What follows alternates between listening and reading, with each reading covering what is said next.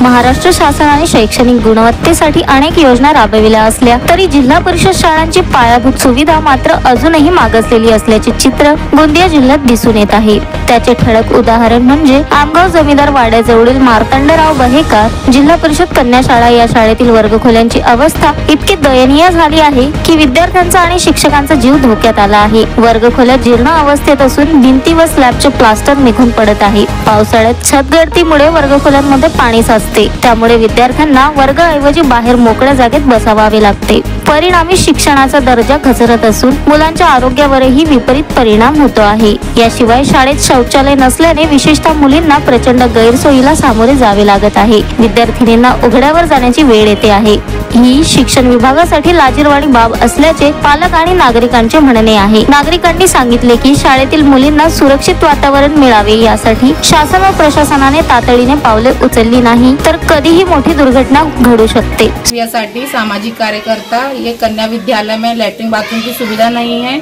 6 महीने पहले यहाँ की लैट्रिन बाथरूम तोड़ दी गई है। यहाँ पे जेई आया था, उसने मेजरमेंट लिया लेकिन उसके बाद कोई सुविधा नहीं दिया। मेरा शासन से अनिवार्य अनुरोध है कि वह जल्द से जल्द यहाँ कन्या विद्यालय में लैट्रिन बाथरूम की बच्चों के लिए सुविधा कराई जाए। छोटी छोटी बच्चे हैं, उनको बहुत तकलीफ होती है, कहाँ जाएंगे। इसलिए शासन से मैं निवेदन करना चाहती हूँ कि वह जल्द से जल्द यहाँ लैट्रिन बाथरूम की सुविधा करे। यहाँ पे मेन छोटी छोटी लड़कियां हैं, कोई 7 साल की, कोई 10 साल की, बेचारे बच्चों को बहुत ज्यादा तकलीफ होती है। इसलिए मेरा शासन से निवेदन है कि जल्द से जल्द यहाँ बाथरूम की सुविधा और लैट्रिन की सुविधा करने का फिलहाल में लड़कियां यहाँ खुले में बैठती हैं, यहाँ किसी चीज की सुविधा नहीं है। बरसात होती है, पानी होता है, बच्ची छोटी छोटी बच्चियां कहाँ जाएंगी। तो मेरा शासन से यही निवेदन है कि जल्द से जल्द यहाँ पे लैट्रिन और बाथरूम की सुविधा करके दें। धन्यवाद। जिल्हा परिषद जिल्हा निधी योजनेअंतर्गत 2 महिने आधी 6 लाख रुपये आपण दुरुस्ती आणि शौचालयाकरिता मंजूर केले। त्याचा कार्यक्रम बाधित पण झाला। कदाचित खोदकाम सुरू झालं होतं, परंतु पावसाळा अभावी तो काम थांबला असावा। 6 लाख रुपयाचं काम आहे आणि सर्व समग्र शिक्षा अभियानाची यंत्रणा बांधकाम करत आहे तिथं।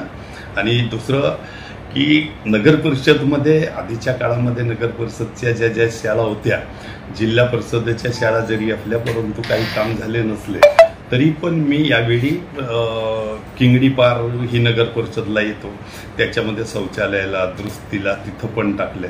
आणि प्रत्येक वेळी आता जसं जसं निधी येईल तसं तसं आपण सर्व शाळेचा समावेश करू, नगर परिषदेचा जो बॅकलॉग आहे तो पूर्ण करू। धन्यवाद। परिषद प्राथमिक शाळा आमगाव येथे या शाळेला भेट देण्यात आली। आमच्यासोबत सगळे पदाधिकारी आहेत।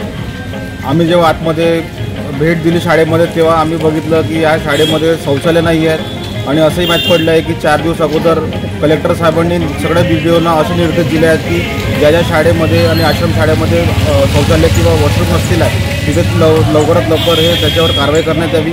पण आम्ही इथं बघितलं असल्यावरती शाळेची परिस्थिती खूप जीर्ण आहे। जिल्हा परिषद याच्यामध्ये कुठं लक्ष देत नाही आहे आणि मागच्या जून महिन्यामध्ये इथले शौचालय तोडण्यात आलं, पण आता 4 महिने झाले, 5 महिने झाले आहेत। मुलींची शाळा असूनही याच्यामध्ये शौचालयाचं बांधकाम झालेलं नाही आहे। Sunil Kawade, the sting operation news, Gondia.